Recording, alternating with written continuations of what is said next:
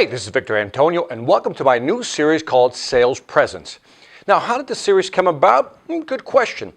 Last week, I was sitting in a presentation, well, rather a series of presentations.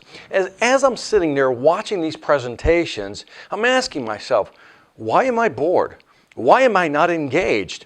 And at first, I thought it was me just being highly critical of the person presenting. But then I started looking around and I started seeing people just kind of drifting off, playing with their phones, so forth and so on. And that gave me the idea that I wasn't the only one in that room that was bored. Then the next presenter goes up there and almost the same thing happens. Again, a lot of good information, a lot of data, a lot of great stuff. But at the same time, I'm not feeling engaged. In other words, every time I'm listening to these folks, I'm going, I'm hearing you, but I'm not really listening. I'm not engaged. I'm not feeling it. And at that point, I started just kind of saying, well, what am I missing here?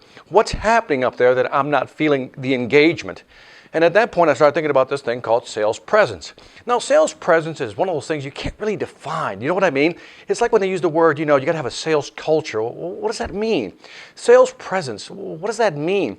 See, some people can get in front of a room and just command attention. Not only command attention, probably demand action at the same time and get it. And so what is it that they're doing that these folks that I was witnessing weren't doing?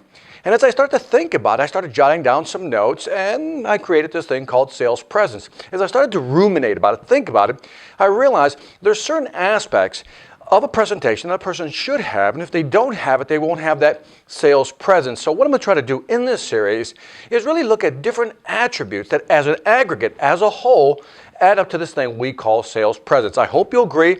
Let's walk through it slowly, the different aspects of what it takes to create and have sales presence. Let's go to the first video.